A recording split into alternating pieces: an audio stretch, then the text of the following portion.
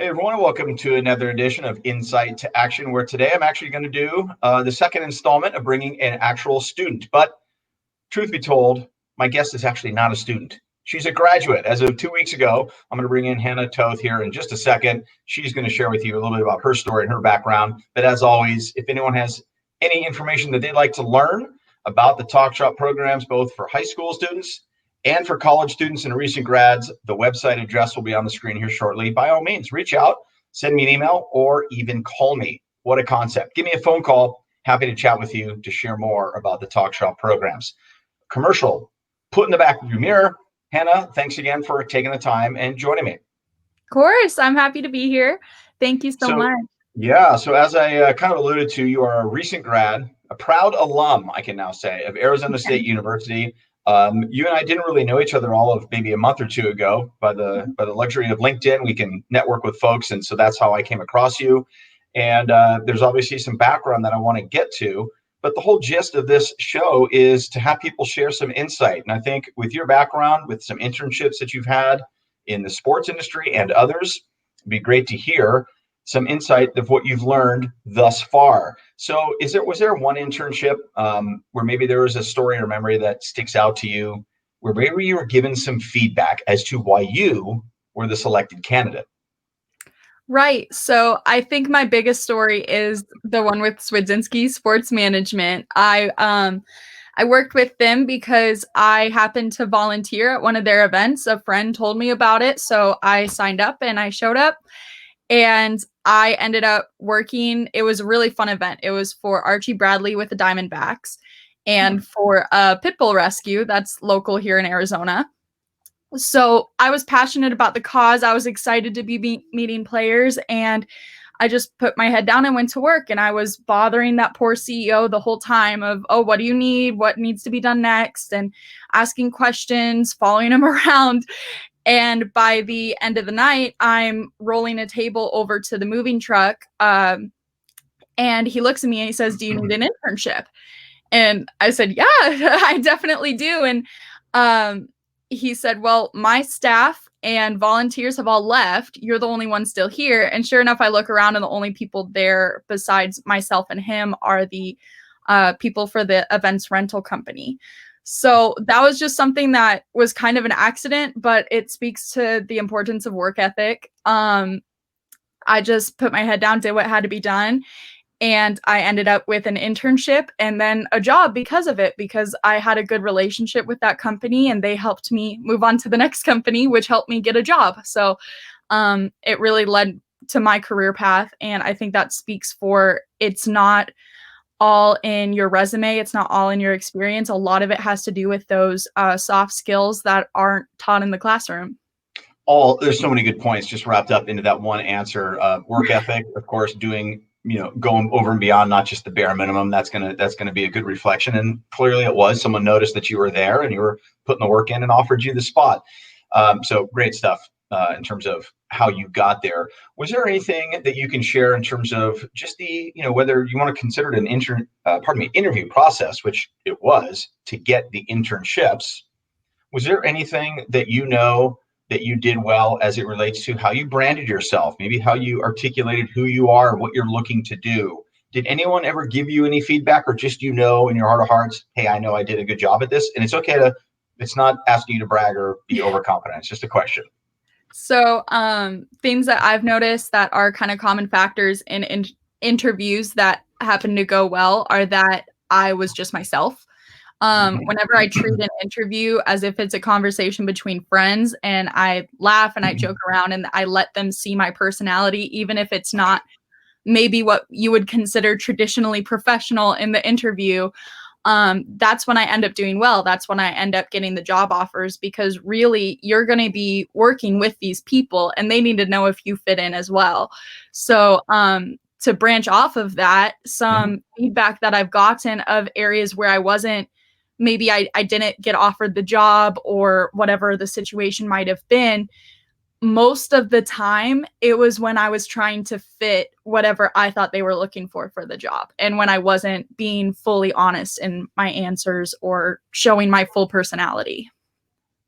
I love that. And here's why I always guide people when I'm doing career coaching or just even in group workshops is answer it authentically. You already said, be yourself. Don't try to answer in a way that you think they want to hear, because eventually you're going to get found out. Why not just be transparent on the get-go? And it just shows your true colors. So I'm not putting words in your mouth. I'm just kind of echoing that. Yeah. I do see that as quite a bit that happens. People are so concerned with answering the question just right or just the way they think that the interviewer wants to hear it. Not such good advice in my mind. And obviously you're echoing that. Maybe Hannah, what your brand is as of today. Certainly it's going to evolve as you go through your career. Is there a point in time, and if you don't, that's okay, but do you consider yourself to say, hey, look, I know what I am in terms of myself, the Hannah brand? Is that something that you're comfortable in sharing with someone? If someone, not they're going to say, hey, Hannah, what's your brand? But in a way, it's the way that you message yourself verbally and in writing. Is that something that's popped into your head or your thought process as of today? Yeah, obviously going into the business world, one of the big things that they tell you is that you need to be focused on what your brand is, who you are online, in interviews, everything represents who you are as a individual. And nowadays, where you don't really go to a company, end up working there for 40 years, you kind of, now people bounce around, and a lot more rides on who you are than what you've done. So for me personally, my brand right now is that I'm very flexible. If you look at my LinkedIn, I've done a little bit of everything. Um, and I think online, I am honest about who I am. I'm a very open person. I share my opinions on things. I am a direct communicator, and you can definitely get that from my social media, my conversations and interviews. And I'd say that's my brand. Direct communicator. I'll do what needs to get done. Look, and being a direct communicator is an okay thing. That may not jive with everyone. I mean, that's okay too. But at least you're being true to yourself. But again, there's some really great points that you're bringing up, and I just want to kind of echo it and just say that I acknowledge it because it's important to kind of share it. Is the elements that you're sharing, being direct, and that number one stands out. It should stand out with everyone.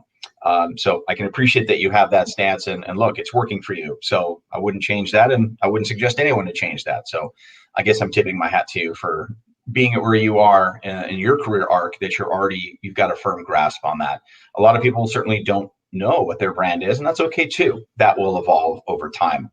Have you ever gone into a networking or just to network with someone, or maybe it's been a formal interview and you have gone up and just said, look, I'll do whatever it takes. And then you've been given feedback on that afterwards.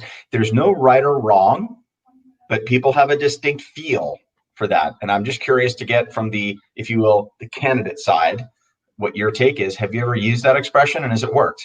I have not directly used that expression, and I will really quickly tell you why. My freshman year of college, I had a professor who told us why not to say, I'll do anything to work for your company. I'll do whatever it takes. He, in college, he was on the women's basketball team as a practice ball person. Yeah. And after college, he said, I'll do whatever it takes. They kept him in that same position because he didn't show any drive for a specific branch. So although I am the kind of person who is flexible, I'll do whatever it takes. I go to people and I say what my experience is. I say where my interests lie. Usually I'm very open, and I do say, I'm looking for as much experience as possible graduating, but I will give them some level of direction. I'm really looking to gain experience in marketing. I'm really looking for experience in sales, whatever it might be, just so that they know that you do have that drive. Because in my opinion, at least, if you're too broad, they kind of see you as a brush aside, if that makes sense. Yeah, no, it does make sense. Thank you. And I just, again, wanted to get your take. It just popped in my head. There was something that you mentioned a question ago that I wanted to bring back. This is when my brain just happened to pop in my brain at the moment. But you said when you were talking about how branding yourself and how your digital brand really aligns with your in-person brand, I knew that there was something I wanted to say about that, because that's really a big, big component. And I just wanted to share, just as the career coach person in me, is when someone's brand on paper looks good and it's good enough to capture someone's attention, and they're going to call you as a candidate or bring you in or over Zoom at this point, and then the person doesn't match the paper. It's a Right. big piece. It's a big red flag. So I just wanted to make a quick comment, and I'm thankful for you at your look. I'm just going to call it out at your age and at your tenure of where you are, that you've already got a grasp on that, because that's really, really good. So moving on, I just want to kind of wrap up. Is there been any advice that was given to you early on? It could have been something that maybe rattled around your head during a high school job, even, or a volunteer job. Maybe some advice that, two-part question, that's really stuck and it's actually turned out to be true, and it's something that you kind of always have in your back pocket. Is there anything that you can think of? And if not, that's okay too. Well, there is a lot. I mean, I've had the wonderful opportunity of meeting some really amazing, successful people that have all given me a lot of wonderful advice. But I think the biggest one was Miss Kathy. I can't remember her last name for the life of me, and it breaks my heart because I love that woman and I'd love to get connected with her again. But I met her at a networking event, and she's a very successful woman in the sports business world. She owns her own ticket sales company.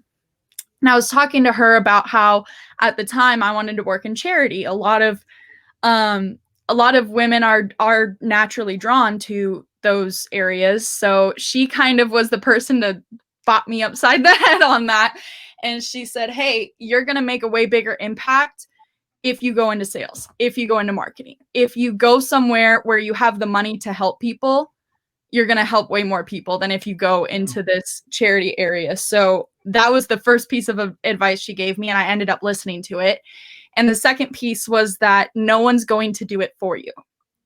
No one's going to get you the job. No one's going to make the connections for you. You cannot sit back and hope that something good happens. You have to take it.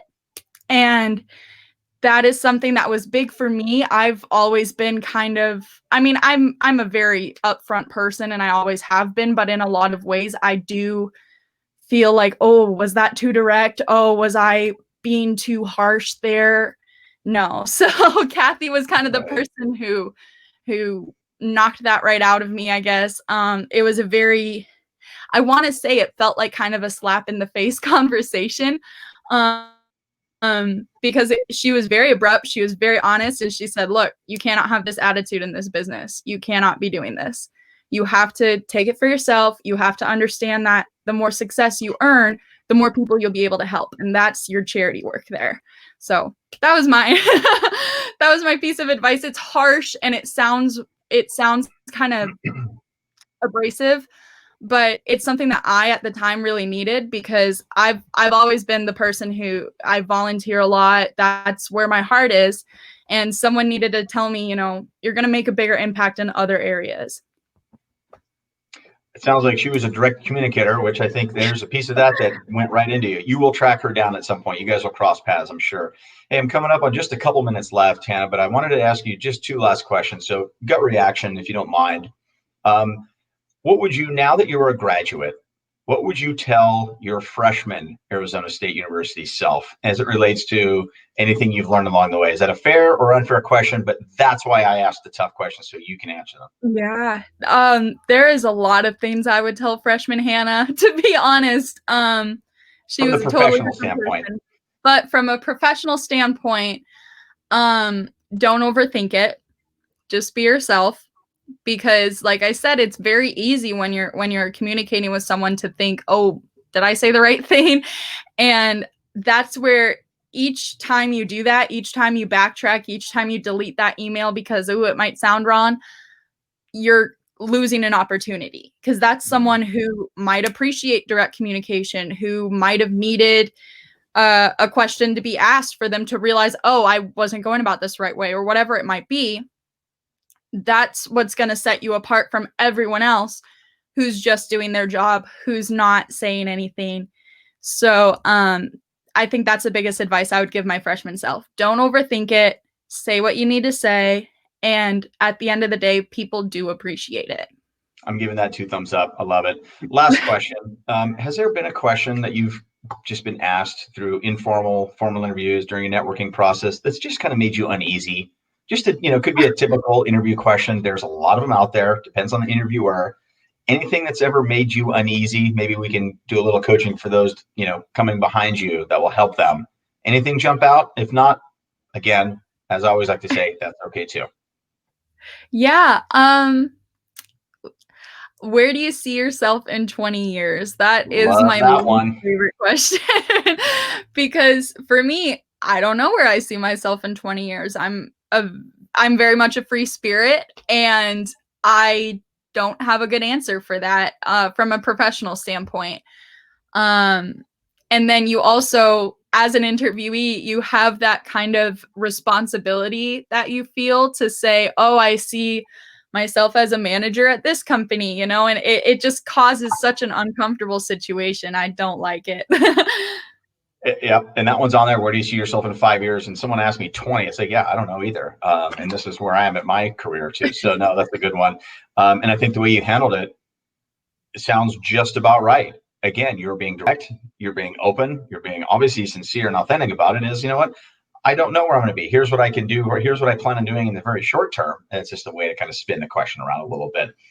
Hannah, anyone that comes on, I always like to give the opportunity for them to do a commercial. If there's a blog that you write, maybe there's a website you'd like to promote, your own or others, please, this is a great chance. If you'd like to connect with others, you want to, whatever you feel like you would like to share, please, now's a great chance. Well, thank you. Well, first I would invite everyone to come add me on LinkedIn, Hannah Toth. Oops, there's your name right there, so people can see it on the screen. Yep. And from there, I am hoping to start as kind of a side business and events company. So if you're planning any events, check out my LinkedIn for that website. That'll be there pretty soon.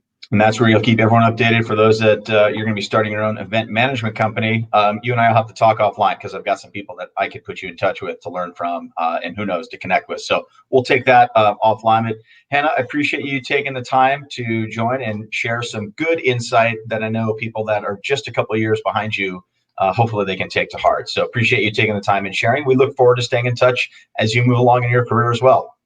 Great. Thank you so much. I had a great time. And like I said, anyone feel free to reach out to me on LinkedIn anytime. Perfect. Thanks, Hannah. Thank you.